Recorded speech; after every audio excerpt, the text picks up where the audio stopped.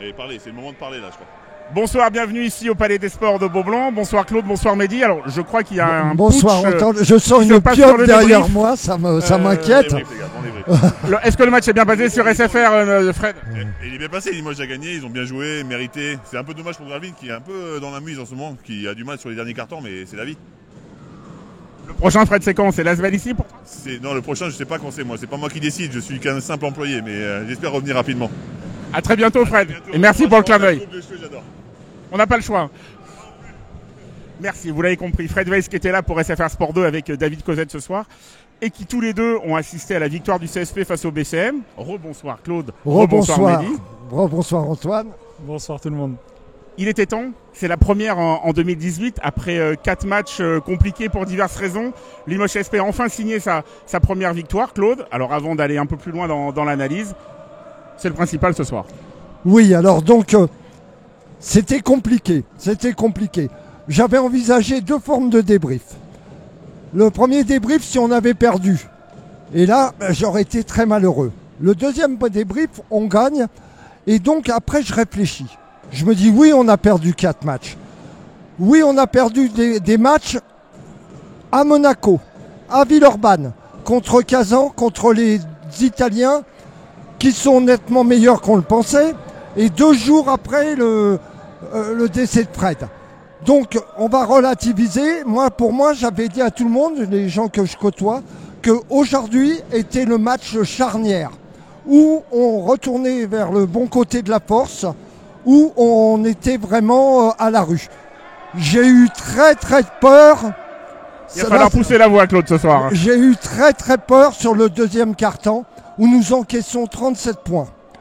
Donc moi, comme d'habitude, je vais passer la parole aux maîtres tacticiens et techniciens. Au Jedi de l'analyse et du débrief. Tout à fait. Et aussi, avant ce match-là, j'ai vu un match des espoirs qui m'a enthousiasmé. J'ai retrouvé l'équipe espoir de la saison dernière avec une qualité de jeu extraordinaire. Mais on va en parler tout de suite. Cette victoire des espoirs, vous en parliez tout à l'heure, peut-être de l'avis des observateurs le meilleur match de la saison? J'ai entendu ça par plusieurs personnes, donc c'est un joli compliment. On a fait un match plutôt très intéressant parce qu'on avait insisté en fin 2017 et surtout 2018 sur les valeurs qui étaient importantes pour nous. Le fait de s'entraider, le fait d'avoir de la cohésion qui est essentielle dans le sport collectif. Ça permet d'être unis, d'être solidaires et de se dépasser. Et c'est ce que les jeunes ils ont fait, donc ça a donné une belle partie. Associé à ça, on a eu de la réussite à 3 points. Donc ça a fluidifié notre jeu. Et extrêmement content d'avoir gagné ce match, avec cet écart et surtout cette manière. Après, avec les jeunes et puis même avec les moins jeunes d'ailleurs, on sait que cet équilibre il est fragile. Vous en aviez parlé d'ailleurs. On en avait parlé en mois de décembre quand tout allait bien. On s'était dit qu'est-ce qui peut arriver comme ça à une équipe. Et voilà, cette fameuse dynamique qu'on a vue, comme vous l'aviez dit, elle peut être très vite pour X événements être stoppé net. Et là, ce soir, le CSP a eu le mérite. Après une première mi-temps, Claude en a un peu parlé, très compliqué. Premier quart-temps, Gravelines a eu des occasions, ils ont été maladroits, donc le score était encore à peu près kiff-kiff, on va dire. Et puis deuxième quart-temps, la raquette qui était ouverte, on prenait des dunks sur dunks, on prenait des 3 points. Mipoka et Cesson qui ont été énormes dans le deuxième quart-temps. Vous avez eu peur à ce moment-là pour le CSP ? Tout est une histoire de régulation finalement. Aucun doute qu'à la mi-temps, ils ont traité le thème de la défense sur le pick and roll. En deuxième quart-temps, en encaissant 31 points. Il y a eu des dunks de Otoulé sur des pick and roll. Et puis après, on est venu un peu aider. Et puis un festival de tir à 3 points. Gravelines use et abuse du tir à 3. Statistique incroyable. Ils ont tiré 3 fois plus que le CSP à 3 points. Sur un même match, 3 fois plus de tir à 3 points. 10 pour le CSP tenté. 12 pour le CSP tenté, 34 pour Gravelines. Donc oui, un match qui était vraiment coupé en deux. 47 points encaissés en première mi-temps, 25 en deuxième. Et puis un finish incroyable parce qu'il y avait égalité à 5 minutes de la fin. Et puis on finit sur un 10-2. Donc comme on avait parlé en décembre, c'est un équilibre fragile. Le fait d'avoir des joueurs d'expérience, des joueurs matures, ça permet aussi dans les moments difficiles de ne pas sombrer et puis rester solidaire. Et 10-2 pour finir, chapeau. Avant justement Claude se réveille des Gibson, des Hayes, Il y a eu cette mi-temps où, grâce à Thierry, notre insider qui était dans les vestiaires, on a pu poster ça. On a vu dans le langage corporel de Cal, il n'y avait pas besoin du son, qu'il y avait quelque chose qui allait pas. Non, ça a été, je pense, je le regarderai sur l'Inside, ça a été à mon avis très expressif dans les vestiaires. Ce qu'il faut noter, ce qui est très intéressant pour nous, c'est je crois qu'on est à 104 d'évaluation. On a 6 joueurs à plus de 10 d'évaluation. Il y a plus de 10 points. Et à plus de 10 points. Et là, quand Mehdi dit que mais Gravelines a 3 points, c'est du délire, quoi. Ils n'arrêtent pas. Alors pourquoi ça s'est passé comme ça? Dans le deuxième quart-temps, je crois qu'ils font 6 sur 7 à 3 points.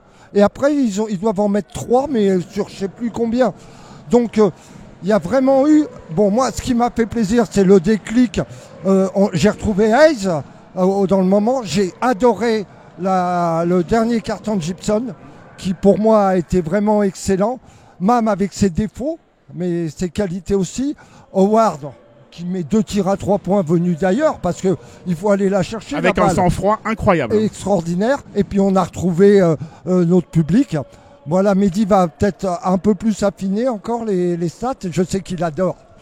Il y a quelques temps, je me rappelle avoir parlé avec Jean-Marc Dupraz quand il était là, et il disait que le BCM, c'était l'équipe entre guillemets la plus chiante à jouer de la Pro A. Par rapport aux défenses qui changeaient constamment.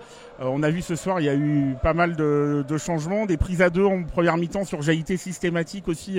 On n'avait pas trop de solutions à l'intérieur. Est-ce que vous, c'est quelque chose que vous remarquez aussi avec cette équipe de Gravelines? Oui, il y a une vraie organisation tactique qui est différente en fonction des joueurs. C'est-à-dire que quand la balle elle arrive en poste bas, en fonction de qui c'est, il y a des prises à 2 ou pas.